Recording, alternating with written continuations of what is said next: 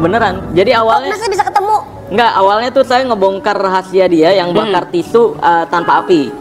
Awalnya saya bongkar di channel YouTube saya, terus mungkin penonton saya nih ada yang ngompor-ngomporin ke sana. Tuh dibongkar tuh triknya gitu. Akhirnya singkat cerita dia buat video lah. Buat video, ya yang di sana tuh yang suka fitnah-fitnah, saya dianggap fitnah. Kalau misalkan emang mau pembuktian silahkan datang langsung gitu. Nggak akan kok diusir, nggak akan dipenjarakan. Dia sumpah demi Allah.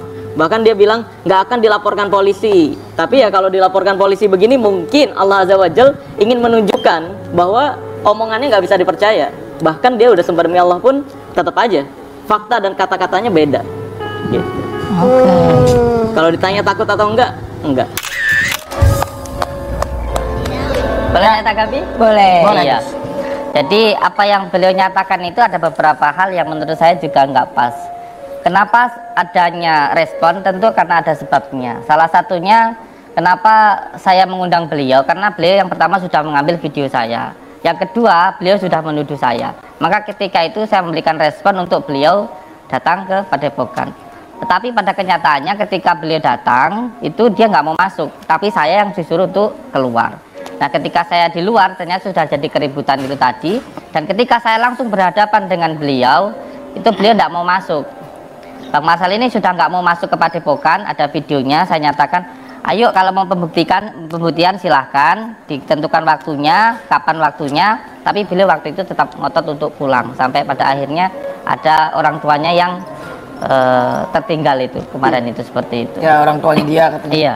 Kalau untuk pembakaran tisu, jangan ketika kita ini contoh sering melakukan trik atau mau melakukan apa ya, dikatakan mohon maaf kalau tanda kutip penipuan untuk hiburan, lalu menyamakan apa yang dia lakukan dengan yang orang lain lakukan. Belum tentu sama, karena ini kejadiannya di tempat seseorang dan saya bisa untuk menunjukkan barang buktinya ataupun orangnya begitu. Karena waktu ini orangnya sakit, mohon maaf, sakit pengen bunuh diri terus menerus, ada perasaan takut, was-was, gelisah dan susah tidur. Orang itu susah tidur. Ketika saya datang ke sana ada gangguan yang disebut dari gangguan Abdul Jumud, yang biasanya kalau orang Jawa bilang itu yang merah-merah terbang begitu. Nah ketika itu saya pun sama sekali tidak pernah masuk ke dalam rumahnya. Saya datang waktu itu live di YouTube. Saya datang langsung diadakanlah ruqyah rumah itu, lalu muncullah buhul ikatan itu. Nah ketika dibacakan asma-asma Allah lalu terbakar begitu. Maka saya mengatakan kalau ingin pembuktian ya ayo silahkan kan begitu. Saya siap untuk melakukan pembuktian, atau kalau ingin lebih jelasnya yang bersangkutan bisa dihadirkan baik di pengadilan maupun di sini kan gitu. Jadi ini Gus, intinya Gus tetap maunya ya udah kalau mau ketemu selesaikan ketemu di sini juga nggak masalah ya. Termasuk saya datang ke Jakarta ini ingin bertemu langsung sama beliau. Gus berapa hari di Jakarta nih? Insya Allah 3 hari ya. Masih itu 3 hari tim, masih Saya ada 3 waktu. hari. Nginep di mana Gus? Ngapain? Ngapain?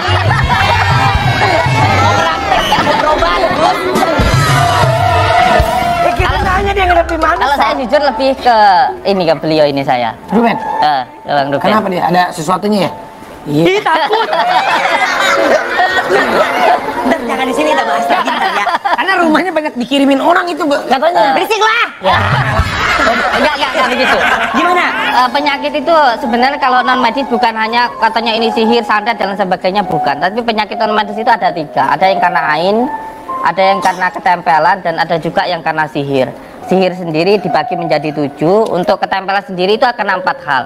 Karena tempat, nasab, tidak taat maupun maksiat. Jadi Maksiat mungkin. enggak.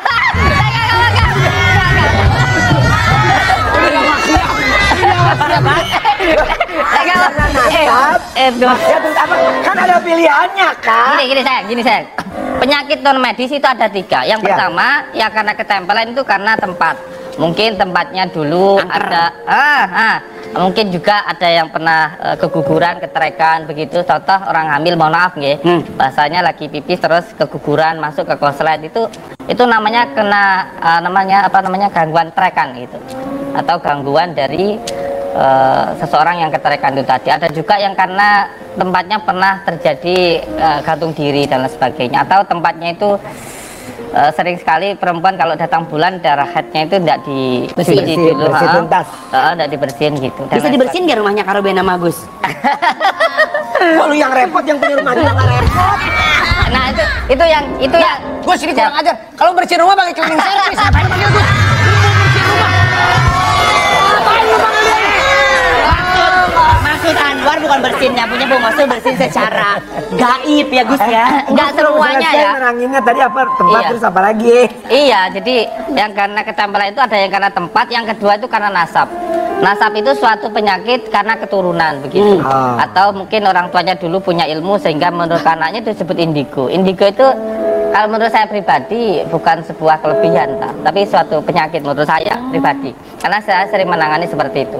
Biasanya kalau menempel di bagian kepala itu sering marah gitu. Jadi orang mampu melihat jin itu karena dua. Yang pertama karena ilmunya, yang kedua karena jin menempel di dalam dirinya begitu. Udah, ini jadi Kalau Jessica yang udah, kasihan si Jessica. Sumpah kalau nggak dia pulang nih. Apa gue